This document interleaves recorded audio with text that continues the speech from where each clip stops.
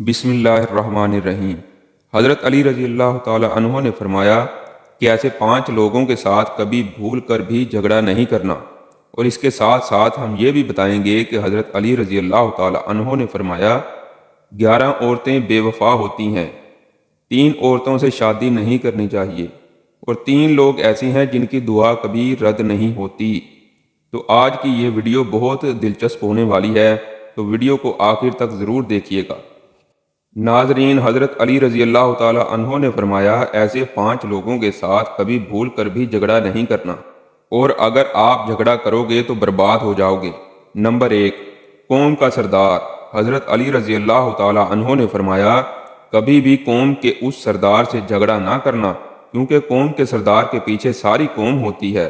آپ اس کے ساتھ جھگڑا کرو گے تو اپنی ہی ذلت اور رسوائی کا سامان اکٹھا کرو گے، اس کے علاوہ آپ کو کچھ بھی حاصل نہیں ہوگا، کیونکہ پوری قوم سردار کی ہی بات مانے گی، آپ کی بات کوئی نہیں مانے گا۔ نمبر 2، کسی بھی عالم کے ساتھ جھگڑا نہیں کرنا چاہیے، کیونکہ عالم کو اللہ تعالیٰ نے علم کی سوجھ بوجھ عطا فرمائی ہے۔ اگر آپ اس کے ساتھ جھگڑا کرو گے اور اس کو ستاؤ گے، اگر اس نے بد دعا دے دی تو پھر آپ برباد ہو جاؤ گے، اس لیے کبھی کسی عالم کے ساتھ جھگڑا نہ کرنا۔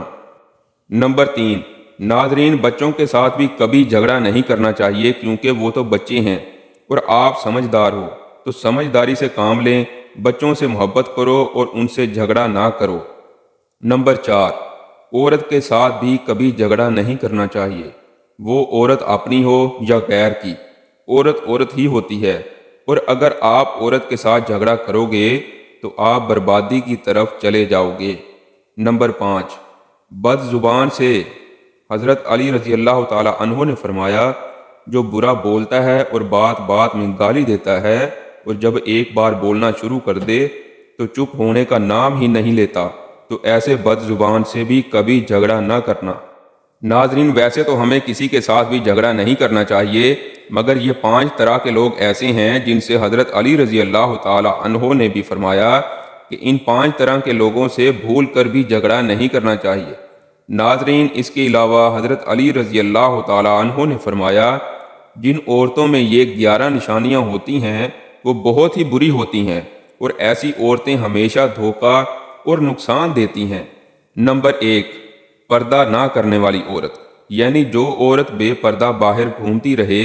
نبی کریم صلی اللہ علیہ وسلم نے فرمایا جب عورت ننگے سر اور بے پردہ باہر گھومتی ہے تو شیطان اس کو جھانک جھانک کر دیکھتا ہے۔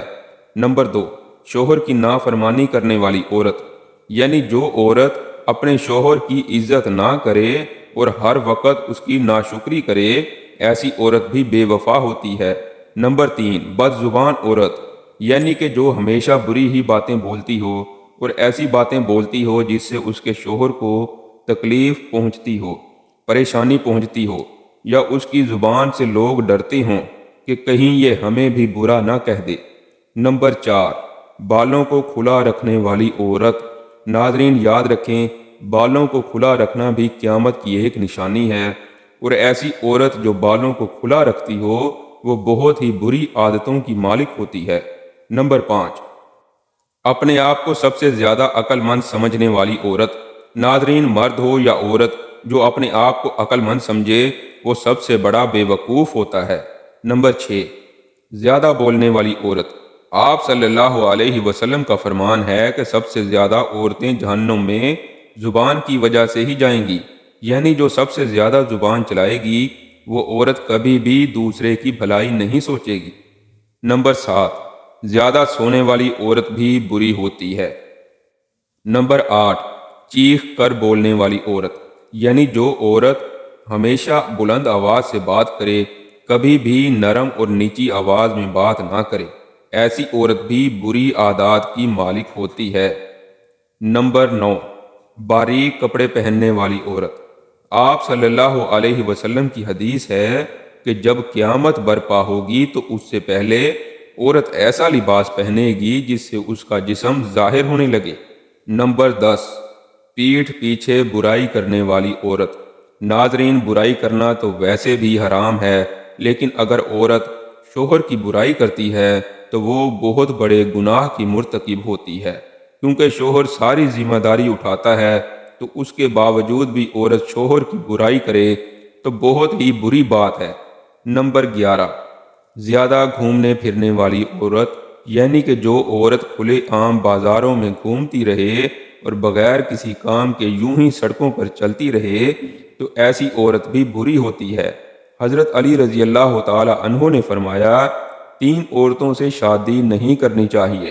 ناظرین، ایک مرتبہ حضرت علی رضی اللہ تعالی عنہ کی خدمت میں ایک شخص حاضر ہوا اور اس نے حضرت علی سے یہ سوال کیا کہ یا علی، ہم اپنی یا کسی کی بھی شادی کے وقت سب سے بہترین عورت کا انتخاب کیسے کریں؟